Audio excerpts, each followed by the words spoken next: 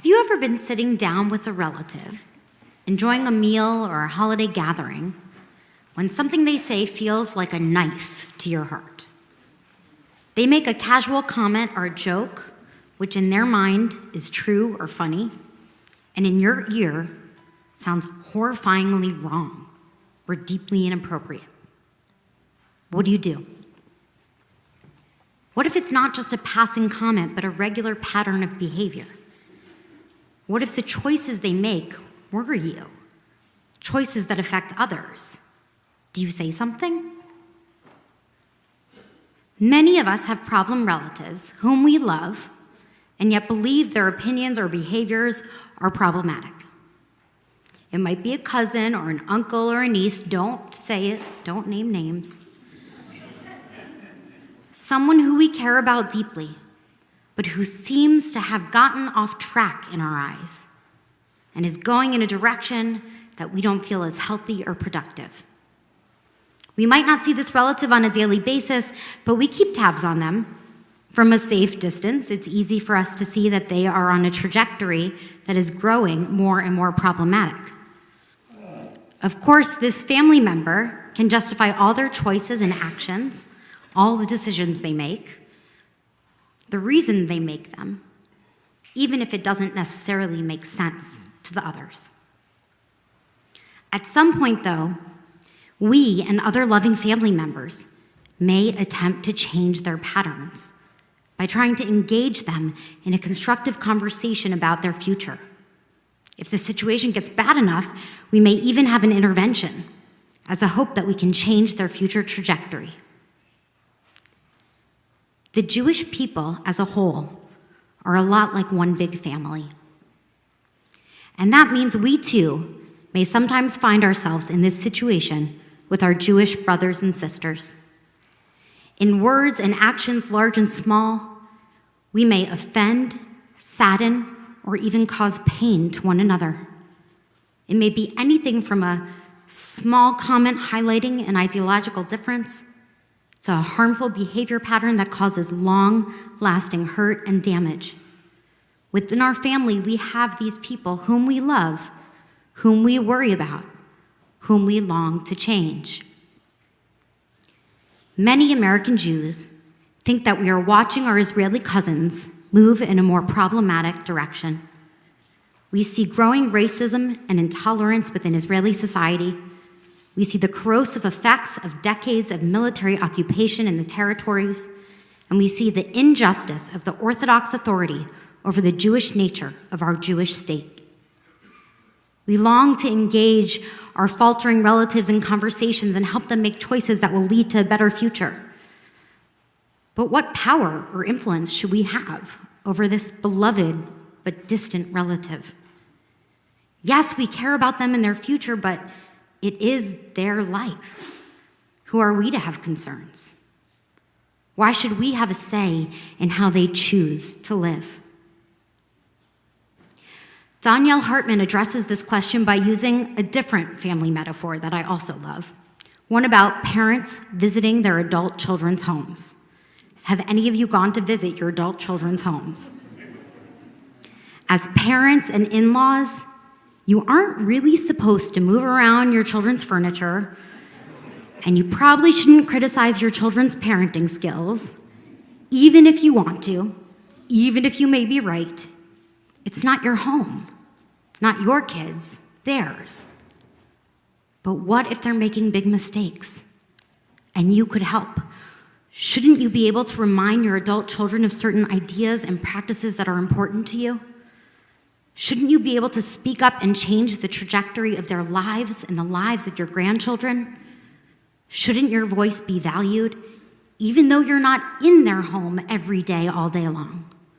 You're a part of the family. For Hartman, we American Jews relate to Israel just like parents visiting our adult children and their families. We have a clear connection, value, and love. But when we disagree with choices our children are making for their own families, we are left navigating the process of choosing to hold our tongues or of carefully giving meaningful feedback as we try to help those we love to live their best.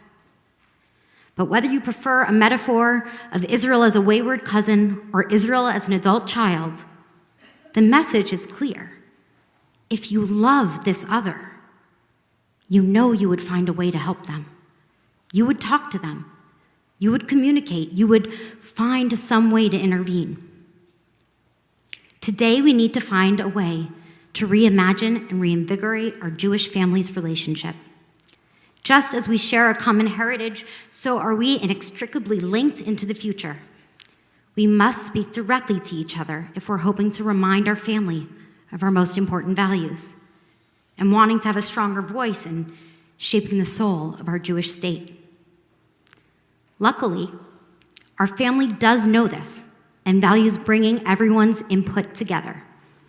Not always obvious, but every 5 years, there is one place we all come together to discuss our values and how we can best live them. That's the World Zionist Congress. In 1897, Theodor Herzl convened the very first Zionist Congress. This year, in 2020, the 38th World Zionist Congress will meet in Jerusalem. Understanding that we are all one family and should be able to give each other guidance and feedback, delegates from America and all over the world will join with Knesset members coming together to debate our values and then determine the allocation of funds by the Jewish Agency for Israel. This gathering is our moment to clarify what's important. Strength in this meeting, this conversation, this family intervention translates into influence and funding on a multitude of issues affecting Jews in Israel and worldwide. If we want to gather to become a place of listening and understanding, our voice needs to be there. If we want to change group behaviors or choices, we need to do something dramatic to get everyone's attention. The one thing that every American Jew can do to help take part in this conversation and determine the values that will guide us all is to vote in the elections for the American delegates to the World Zionist Congress. We can choose what voices and values guide our family's conversation, but only if we get enough votes to show that our voice is one with many people who believe in it, and therefore one that should be listened to. We do this by getting every Reformed Jew in America, starting right here at Sinai, to take a few minutes and vote for our values by selecting the Reform slate. I'm honored to be a member of this slate and believe deeply in our platform. I know there are a lot of topics that are important in Israel. For example, Israel's security is an important conversation, and we Reformed Jews do believe strongly in the right of Israel to defend herself and keep her citizens safe. But security is not the only conversation. There are also internal problems Israel faces that we believe should be approached through the lens of our Jewish values. In fact, there are a whole host of contemporary issues that play out in Israel that call upon all of us to uphold our principles of inclusion and equality. This year, right now, we are trying to take one of these huge issues on by challenging the imbalance of political power by the ultra-Orthodox who seek to oppress and control the lives of others, especially the non-Orthodox Jews who also claim Israel as their spiritual home. One of the most tangible ways to see the repercussions of this imbalance is by taking a visit to the Kotel, the Western Wall, which now, due to bad behavior of some ultra-Orthodox cousins, often brings with it unpleasant encounters with black-hatted authoritarian figures who scream at women trying to seek their own soulful encounters at this sacred site that's supposed to belong to us all. Here's the thing. Israel is amazing. And when the State of Israel was born on May 14th, 1948, its Declaration of Independence asserted that our Jewish nation would foster the development of the country for the benefit of all its inhabitants. It said we will be based on freedom, justice, and peace as envisioned by the prophets of Israel. And we will ensure complete equality of social and political rights to all its inhabitants, irrespective of religion. That inspirational vision has always made me proud to be a Jew and a Zionist. The idea that the state of Israel has the potential to be a model society based on the highest ideas and ideals of our biblical prophets is an idea we Jews worldwide should be proud of. However, this dream, this vision, this promise from the Declaration of Independence has yet to be fully realized. But our hope for all that Israel can be has not been lost. On the contrary, we Reform Zionists continue to strive for a future in Israel which embodies the best of Judaism. We know that if we have the opportunity to show up and be part of the conversation, we can remind our entire family of these important hopes and dreams. We can sit down with our various relatives and have an intervention and remind them of Israel's founding values and plans. If we are given the opportunity to be part of the conversation, we believe we can help change the trajectory we are on, ensuring it's one both our biblical prophets and Israel's founders would be truly proud of. The Reform movement and its partners work tirelessly to give tangible expression to the vision of the Jewish prophets and to the aspirations of the founders of the modern state.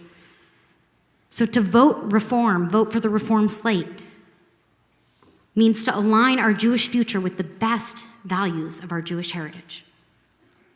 If the Reform delegation is large enough, we can get the attention of all the delegates and perhaps change the nature of the conversation for the betterment of the Jewish people. Registering to vote and voting Reform only takes a minute, and it's a meaningful and tangible action that will determine the future of the state and help the soul of the Jewish people. Please participate. Please vote. And if you're not eligible to vote because technically you're not Jewish, being here tonight means you're still part of our Jewish community in this extended family. So participate by encouraging others to vote. Use your voice to spread the word. Help me get every member of Sinai to participate. This is our family, and our voice does matter. So let's make our voice loud and clear. Vote Reform, and we can all have a better tomorrow. Shabbat Shalom.